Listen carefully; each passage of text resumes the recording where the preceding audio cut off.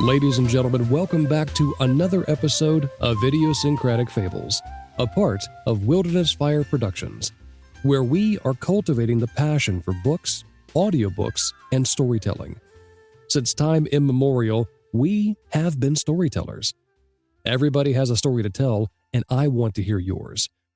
I'm your host, James, and today we are lighting things up with one of the most versatile, talented, and downright addictive voices in the audiobook world. She's narrated over 500 titles, gone from franchise talent agent and casting director to full-time SAG-AFTRA narrator, and somehow still finds time to front rock bands, dive with sharks, and mentor the next generation of storytellers. Her voice has been called snarky, sexy, sweet, and everything in between, and today, she's bringing all of it to the mic. Let's spark the narrative, folks. Please welcome the one and only Meghan Kelly. Meghan, thank you so much for carving out time to hang out with us today. You are just an angel face. That was so sweet. Thank you for all that. You're quite welcome, my friend. So I've been dying to ask you this since I first heard your narration. How does someone go from being the person who hires the talent to becoming the talent everyone's fighting to book? Oh, you're very sweet. I started as a,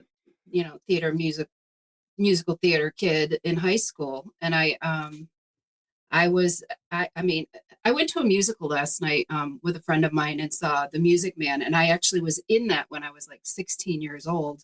So it brought back all this flood of memories because I was kind of that girl in high school. I was lucky enough to start singing with another girl, and we literally sang at everything. We sang at football games, and we sang at our all-night high school party. And I mean, that was my first band, and I was in every theater production. And then I also studied opera back then. And I kind of graduated high school thinking that I had some, skills. Right.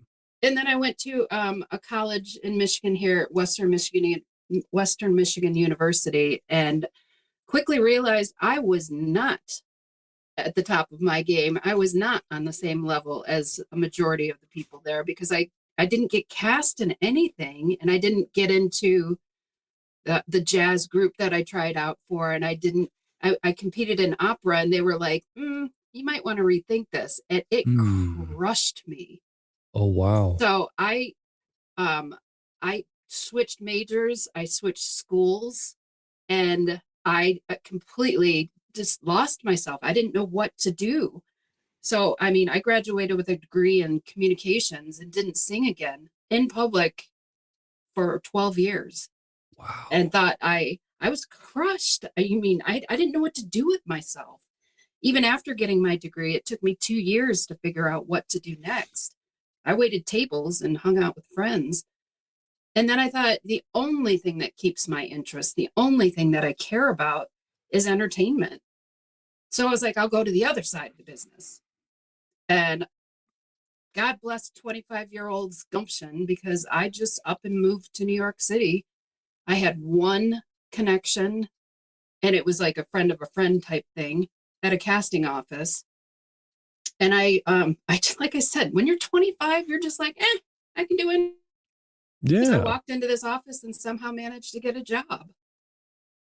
And I lived in New York for 2 years and worked for different casting offices and a couple talent agencies. They're different entities in New York, but I learned both sides of the business.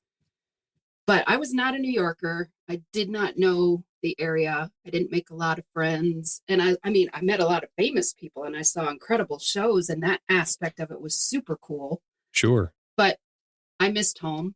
So I moved home after a couple of years, and then worked one job that was a quote real job and hated it. And I went around, there's a couple of SAG franchised agencies here in the Detroit area. And I walked in and dropped off my resume and had a phone call for an interview before I even got home. And that's where I got into that. And I worked at that agency for about 6 years, from working the front desk all the way up to running the film television and radio department. But throughout all the auditions that I ran, I was constantly throwing out ideas, trying to help. I mean, I loved my actors and I loved trying to help them get work, but I would throw out these like ideas because it's it kind of gets repetitive. People's performances, when they read a script, it gets similar. And me having watching everybody, I could throw out different ideas. And I had enough clients ask me if I would audition for mostly I was attracted to the voice work. Right. That it kind of stuck in the back of my head. And also during that time period, I lost a bet. My best friends knew that I sang, but it was only like at karaoke with a few cocktails kind of thing. Of course. But I mean, I was terrified to do it again because I thought I wasn't good enough. And I lost this bet and with my friend and I had to audition for a band. I auditioned for one band. She went with me, held my hands through the whole thing, and somehow I managed to get into this band that turned into 15 years of singing again. Right.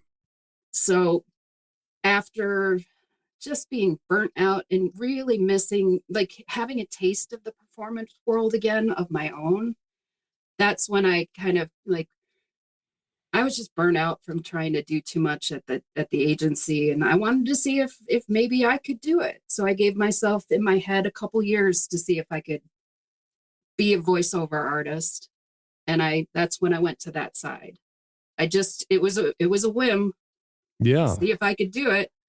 But I already kind of had a step ahead because while running auditions, not only did I meet clients, not only did I learn how to use the software to record, I mean, it really gave me a step ahead. And I had an agent already. Right.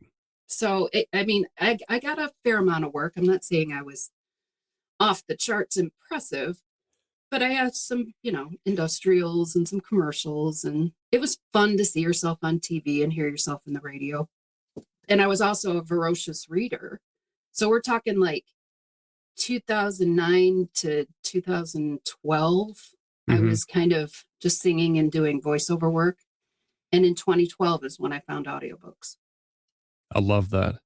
So all of those long story. No, it's perfect. So with all of those performances combined, the opera, the rock bands, all encompassing, how would you say those performance worlds show up in your narration style today, especially with that snarky, sassy, and sexy vibe listeners love? You're so sweet. I think the snarky vibe is just me and my personality. I tend to like to make people laugh. And so I just, my husband, poor dear, I'm constantly just tickling and pushing buttons and stuff like that. And it's just fun for me to make people laugh.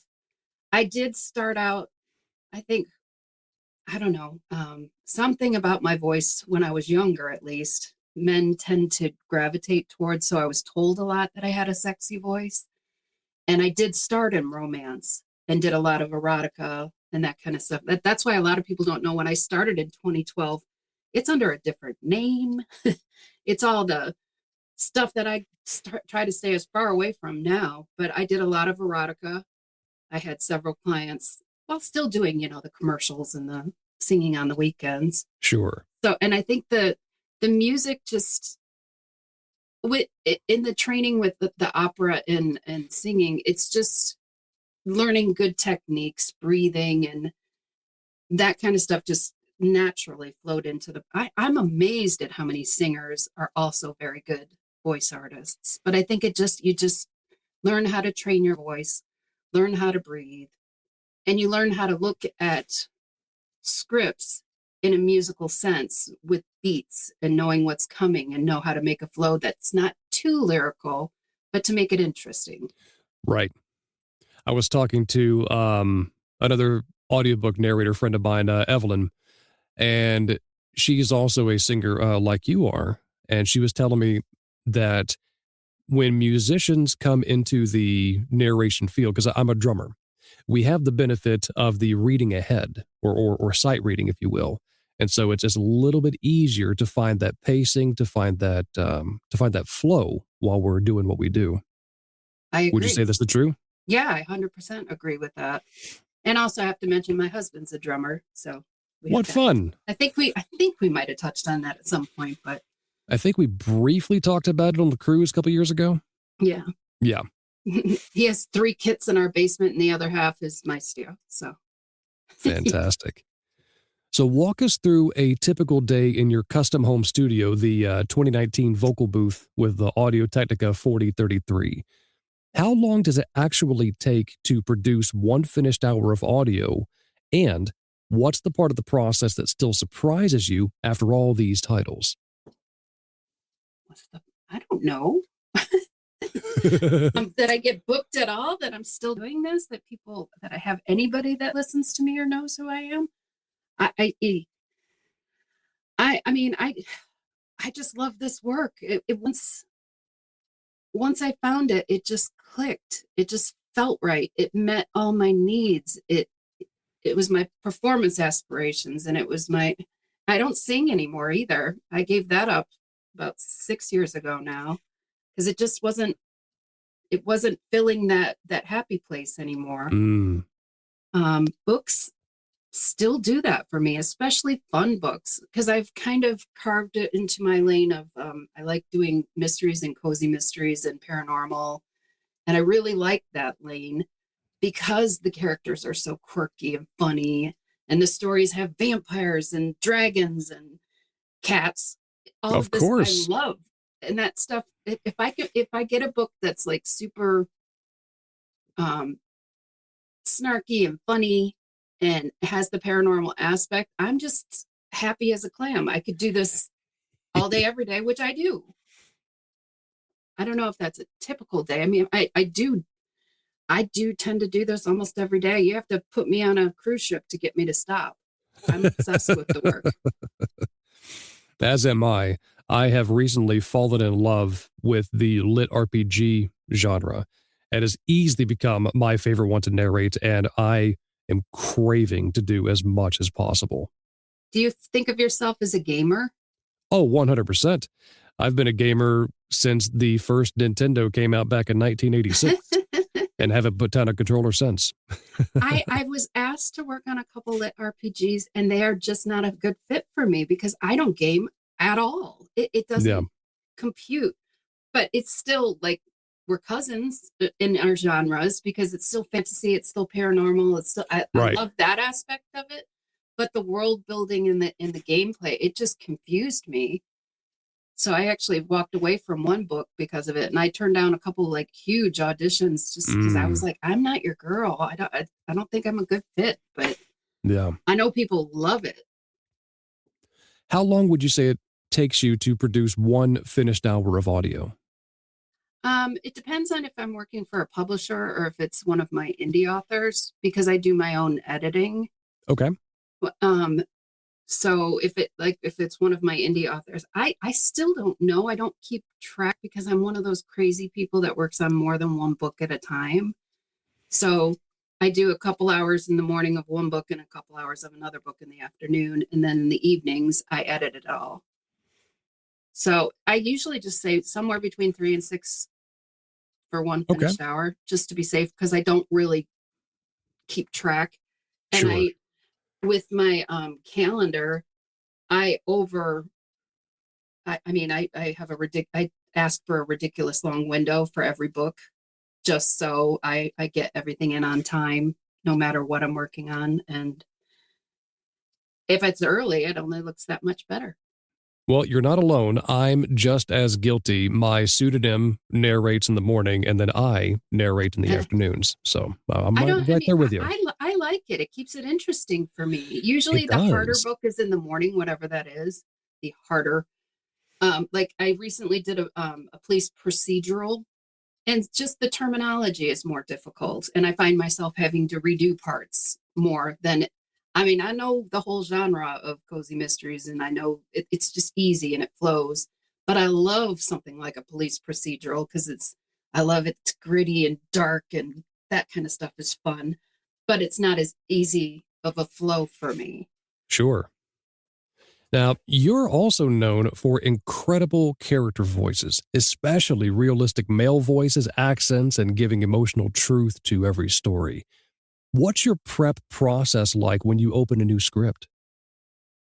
I think of people. I trained once with January Lavoie, who I think is just a goddess and one of the most brilliant narrators in our field. And I was so pleasantly surprised that like I think kind of the same way she does. It's like I think if when I'm reading a book, people who I know or even movie characters or television people pop in my head. And that's usually where I go with character work. I'm hearing somebody, seeing or thinking of somebody in my head, and that's the voice that comes out. Guys are not as easy, it's more attitude because there's only so much a female can do with a, gravelly, deep voice. I don't have a gravelly, deep voice, so you kind of play it like he's a gravelly, deep Right. voice. But that's my go-to. I don't know, characteristics of the characters in books, it just reminds me of somebody else and I just think of them while I'm doing their character. And I'm one that always saves every voice that I do because I do forget what I've done with them, especially with cozy mysteries. They tend to go, I have a couple series that are in their 20s that I've been doing for years. And then, of course, a character will pop up from book 3 that I did 4 years ago. And for the most part, I still have clips of every character I've ever done. It's fun though. That's Yeah. also what I enjoy. I know there are some narrators who are less distinct with their characters, but each one has their own voice, pretty much. Yeah. Now, you've said that recording could take anywhere between 3 to 6 hours per finished hour. Well, What's that's the finished hour. It's yeah, not yeah, just recording. right. So for the finished hour, what would you say is the biggest narration nightmare moment you've had in the booth, and how did you recover? Biggest nightmare I've had in the booth. I don't know if it's in the booth, but I after just saying that I save all my character files, I have lost at least 2 hard drives. And the last time it happened, I was in the middle of 2 books and I Oh no. lost it. That kind of thing has happened to me, and now I'm like back up like 4 different ways, everything, Yeah. because it's just such a nightmare to have to start over. And there's been a couple instances where I've been able to save some stuff because I don't know if you've ever had this experience with the hard drive. Like you have 3 minutes, or it feels like you have 3 minutes to save before you're never going to be able to utilize this again. That's been like the hardest thing for me, and just technical difficulties with my software or my hardware. Frankly, I'd been using the same setup for like 12 years, and the computer just said, "That's it, you're done." Oh And no. Ryan May was my hero. I mean, but I was just in a panic because he's like, "Well, just reset up your system," and I'm like, "But I don't know how. I didn't set it up the first time, and I don't touch settings, and I don't." And I had to. Everything was brand new. So just tech stuff like that is terrifying for me. I just want it up and running and easy. I know what I know, and I do that pretty well and easily, and the flow is easy and good. I've done enough books that I got my prep down. I know what my day is going to be, but God forbid my tech go bad. I'm at a loss and I panic. It was poor Ryan. He's such a sweet, gentle soul, and he's going on the cruise, and I can't wait to see him. I met him once before at APEC for like 5 minutes, but he's just been my hero so many times. That man deserves a lot of kudos. Very, very good man. Your recent 2025 ABR awards for both Best Thriller and Best Narrator on No Way Out by TJ Brereton? Yes. Brereton. Okay, Brereton. Sorry, TJ. They both sound intense. Kidnapping, remote cabin, high stakes suspense. What drew you to that project? And what was it like having, living inside that tension for the recording? I love it. I mean, it's a little different from the snarky side of me, but Sure. I actually went directly to TJ, and just said I'd really love to work on this book because for me, it's a new lane. I did romance for so long and then kind of shifted over to the paranormal and cozy mystery stuff. And now I'm like, but because when I listen to my audiobooks, I'm almost 90% of the time I'm listening to a psychological thriller or a thriller because that's what gets me excited. And I'm like, but I never get to do them. I Hmm. wonder if I'd be any good at it. So I've kind of been trying to get more and more of them. And I went to him and he was kind enough to give me 2 books. And lo and behold, I guess I did okay. It's turned into a few other thrillers. And I'm just excited. Doing a new genre is exciting as long as you're comfortable in that. Like, don't hand me a nonfiction book. That's not gonna excite me. That's gonna scare me. But yeah, this thriller genre, it's, I guess, just from listening to so many of them myself, I just wanted to kind of see how I did in that genre as well. And it gets me excited. That's awesome. You've also crushed it in romance, cozy mysteries, especially the paranormal ones with talking cats, thrillers, comedy, and women's fiction.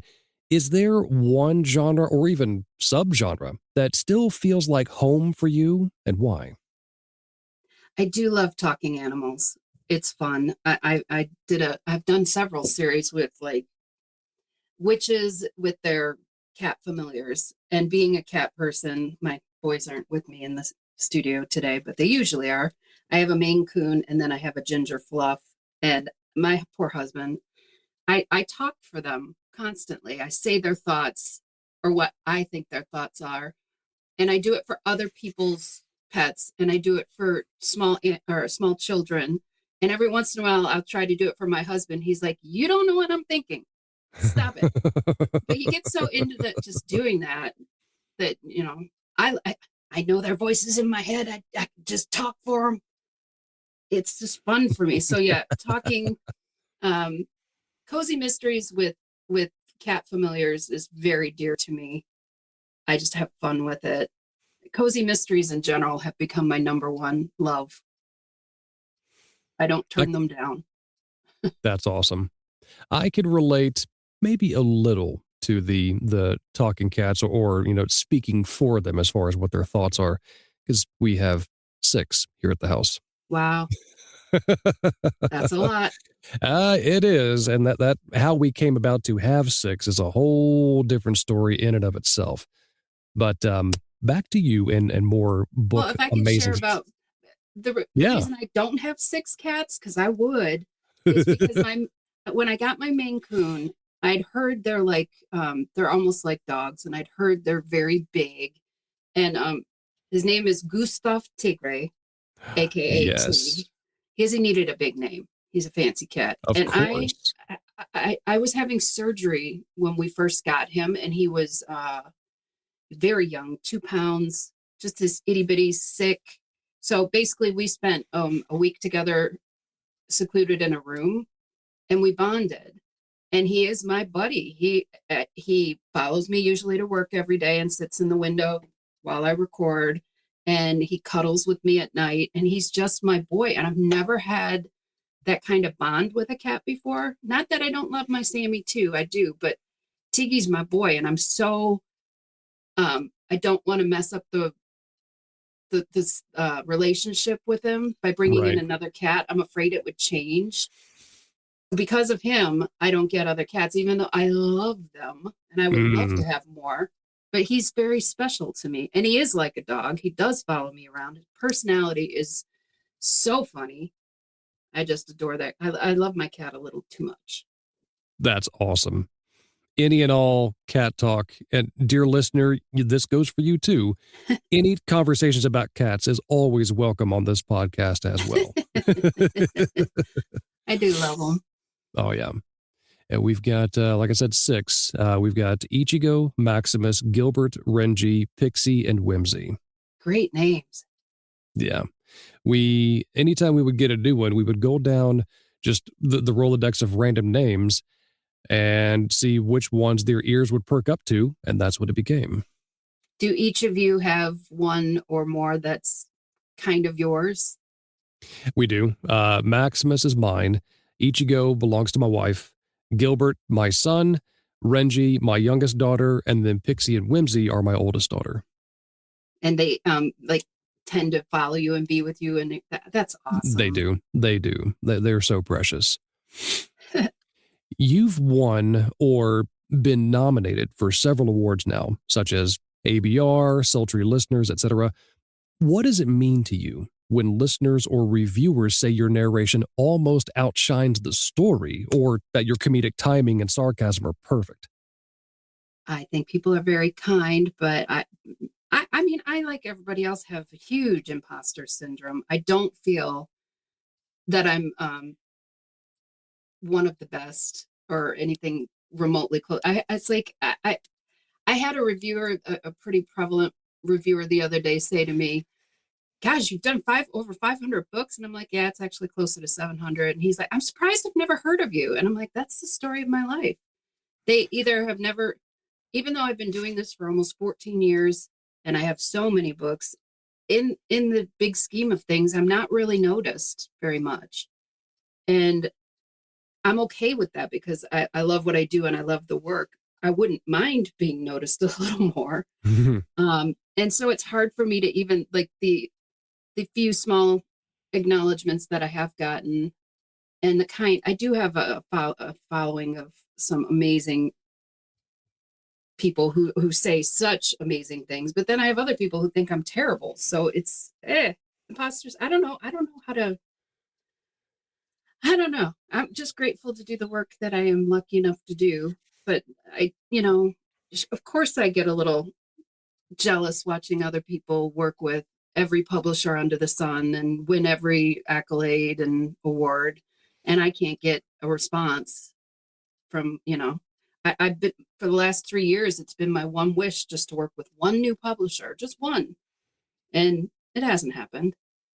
So then I have to remind myself that I'm so lucky, and there's a lot of people who would love to have what I have, and I need to stop it. But we'll see. I don't plan on stopping anytime soon, and I am grateful that those that love me. Yeah, because there will never be another Meghan Kelly audiobook narrator. Oh, thank you for following it up with that, because there is that other one the Fox reporter, who I do get mistaken for a lot. And it's so annoying. I'm like, do you not know how she spells her name? And our politics are polar opposites, and I don't like her either, people. No. But so that's, I guess, one plus, though, is that people go, "I feel like I know your name." And I'm like, I don't think you know my name, but I guess any recognition is recognition. Yeah. It'll at least get a conversation flowing. That it does. So along with being a narrator, you're also an APA ambassador and mentor. I haven't done it in a few years. Gotcha. Well, I may strike this question, or we can roll with it if you want. It's what's the most common mistake you see new narrators making, and what's the one piece of advice you wish someone had given you when you were starting out? I wish somebody would have told me to get into coaching sooner. I mean, I back in 2012, 2013, ACX was shiny and new, and there weren't that many of us, and the books were of such great quality. And I was very lucky that once I started started auditioning, I booked my first audition. And it didn't stop. So I just did very well out of the gate. I thought I knew everything, which I didn't. I didn't know anything. Those books are so embarrassing now. Oh, and one other side note, the first 3 mainstream books I didn't do through ACX. I found somebody online somehow, and they totally took me. I never made a dime off any of them. Thank God, though, because they're terrible books. I listen to them now. And they spelled my name wrong. So but it's a blessing now. But at the time, you're just like, oh oh my God, Yeah. my work isn't even, I'm not getting paid. But it was a learning curve. Now I forgot the question. No, it's Oh, okay. what I wish I'd known when I started. I wish I'd gotten into coaching. I wish I didn't, the nuance. I remember, I think it was Andy Arndt when I coached with her that like turned on a light bulb in my head that I just didn't realize I was doing. I'm great with characters. That part I've never had a problem with, but I didn't realize that the narration is also a character. So for years, it was learning how to also bring life to the narration portion of books. Right. And it was like this, we're talking like 4 or 5 years into my career that light bulb was finally turned on. And I could just, if only I'd known sooner, maybe my path would have changed. I never went to APAC until 5, 6 years into it. I didn't realize all the things that I didn't know. And had I coached or mentored, which is what I tried to give back to the people that I mentored, was just, you need to network. You need to know the other people in the industry. They're not just going to magically show up on your doorstep unless you are just, so unique and special. That's rare. You need to put yourself out there and you need to get in front of their faces all the time because there's now a gajillion of us. Oh, yeah. And it's hard to stay relevant with all the new and shinies coming up. Correct. So with But that was a being big one for me, learning the difference between telling a story in the narration and just reading the narration. Yeah. So with that being said, would you agree the audiobook industry has changed a lot since you began? Totally. I mean, 100%. we've seen everything from royalty share versus PFH, self-pub explosion, and now the rise of AI voices, etc. What excites you most about where narration is headed and or what concerns you? I feel very comfortable that my job is secure for the foreseeable future, just because I know AI is there and I know some people utilize it, but I saw somebody post this on one of the social media, and she said something to the effect of, I have yet to see one author, even one, rave about how great their AI narration is. Whereas, Ooh. because AI doesn't have feelings, doesn't empath, can't, they can read. That's what Yeah, it can do. And I'm sure it'll get slightly better, but it's not the same as a human performance, it's not. especially if there's, you need snark or be funny or accents. They just don't have the capacity. And I don't feel threatened by AI, but I'm a little bit more established. For newer people, I'm sure it's a little harder to get work, but I've just learned over the years what I'm good at, and I go after that, even if it's going directly to the author and just kind of throwing my hat in the ring to consider, to be thoughtful. Yeah, And I think we'll be okay, at least for a while. I think so too. I still have the pin that Emma Faye handed out at the cruise a couple years ago that says AI can't cry. That's true. Yep. I love that as a constant reminder. It was a moment for me when I read that post, because I was like, you are so right. I've never heard Yeah, of anybody saying, oh, my AI narration is so great, you need to pick it up. Because I think once they use it, they're kind of like, if they listen to it. yeah, Because there are those authors who can't listen to their own work. So, AI is fine because they're not going to listen to it anyway. right. But I'm just over AI in general. I'm over people online utilizing AI constantly and just throwing it in my face. I have an avatar that I use. I'm sure you know. I had an artist. I gave her pictures of me and she drew that avatar of me. It's not, I don't want to take anybody's job away from anybody. I want our artists to be true to artists. 100%, yes. People are going to think that avatar is an AI creation when it's not. And I was No. I've had it for so long, and I wish I could remember her name, but I was just charmed to pieces when she showed me what she'd done. Yeah, your avatar actually reminds me of the caricature drawings that you would see often in like strip malls or At at Ren fairs and stuff fairs. like that. Yeah, Yep, exactly. I That's agree. exactly what it reminds me of. But I hope people can tell it's hand drawn. So, along with being a narrator, you're also a certified scuba diver, correct? I am. Maine Coon cat connoisseur, I former am. cheerleader, improv comedian, and trivia champ, among many other things. Which of your non-narration skills or hobbies secretly makes you a better narrator? Probably the cat connoisseur, Okay. considering my lane. But I mean, I'm excited. I most of the skills are from when I was younger, and I hadn't scuba dived. You brought that up first.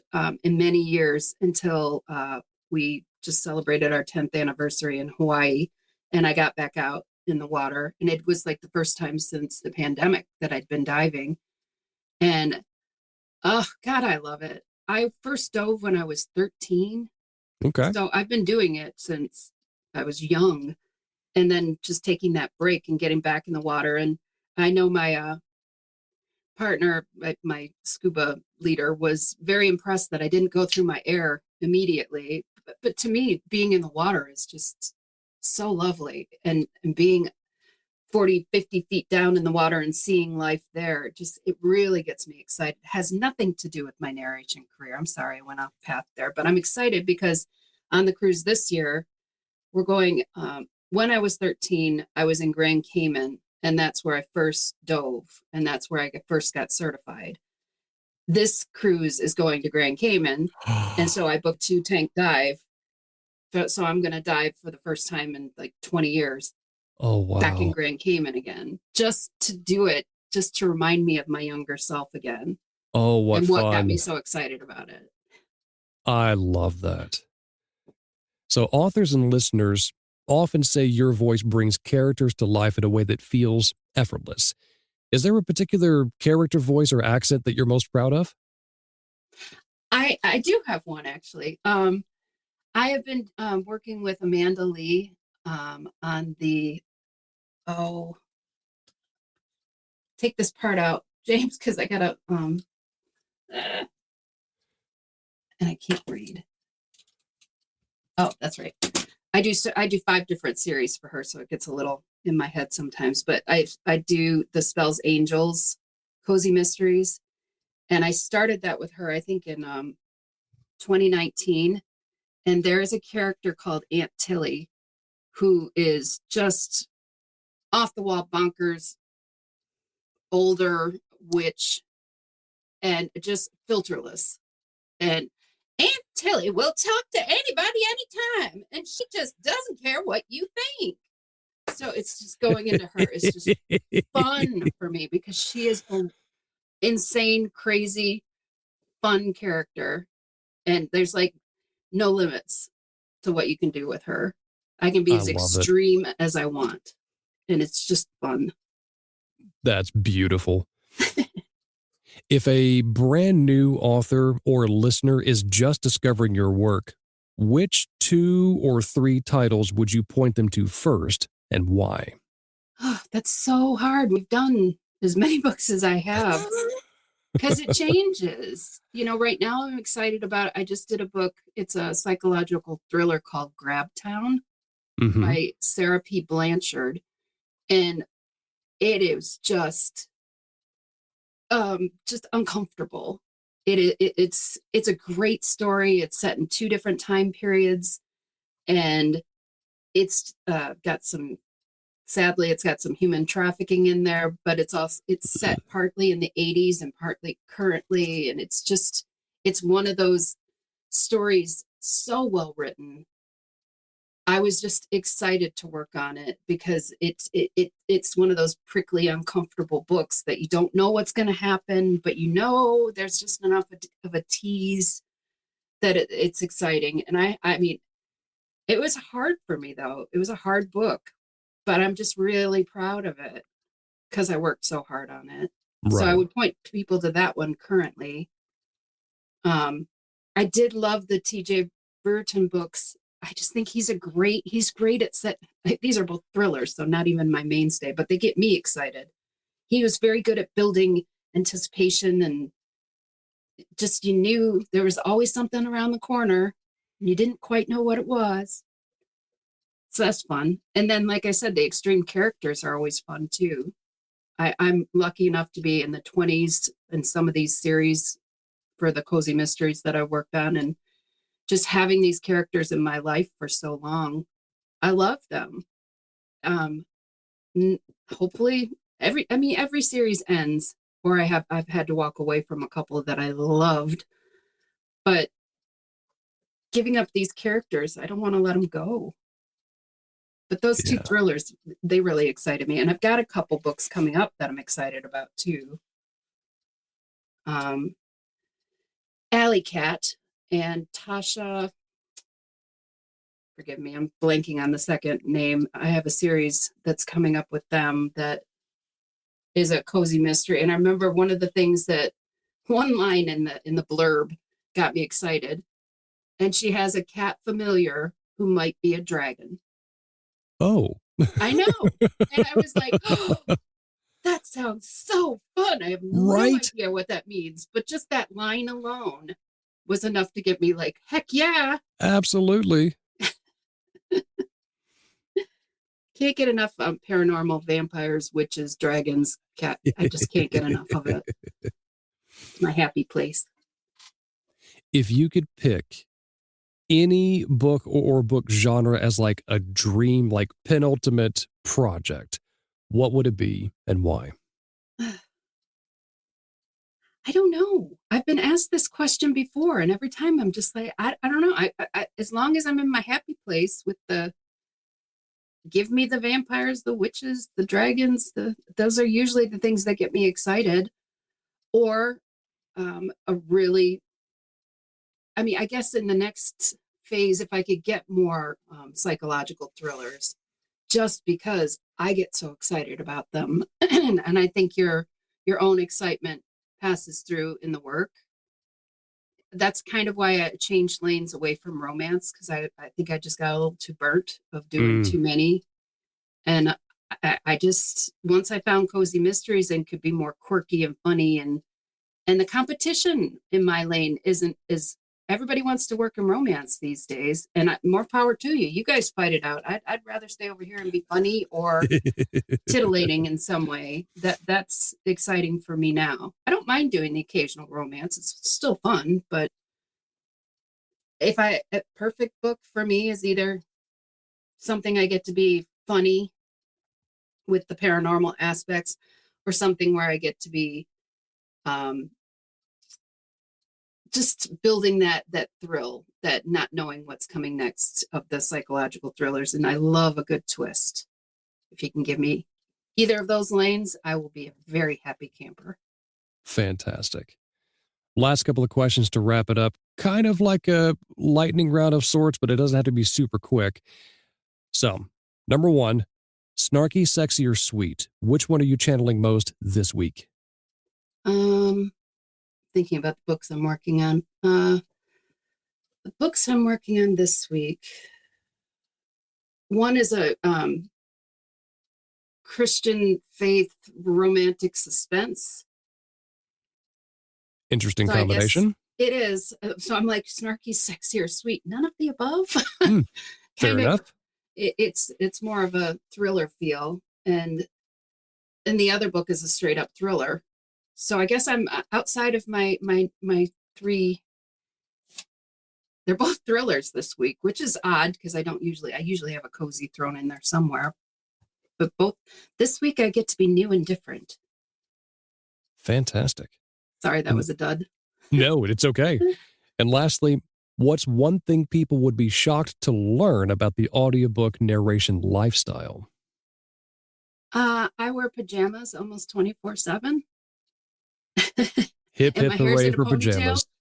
I don't, it's an exciting day if I go outside and I see people, because I'm just, I see my husband and I see my cats, and My personal trainer comes to the house. My masseuse comes to my house. So if I actually leave the house and have a night out, it's a big deal. Like I did last night. That was fun. I have to remind myself that there's a world outside of my booth. Yeah.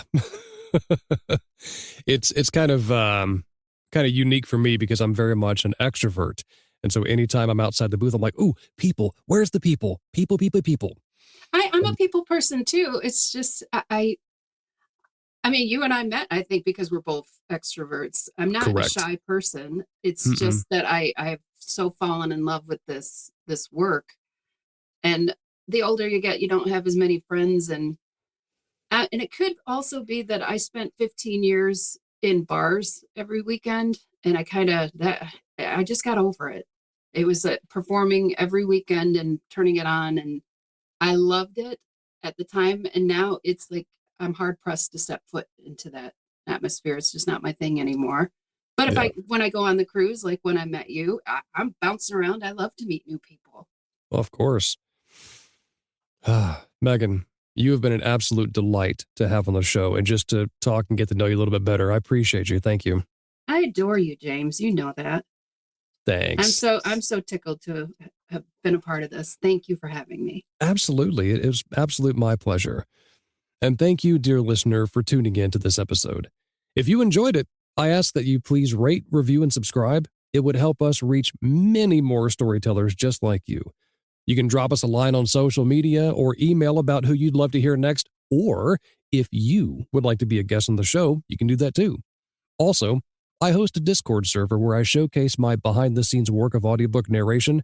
I invite you to click the link in the show notes because I would love to have you as a part of that community.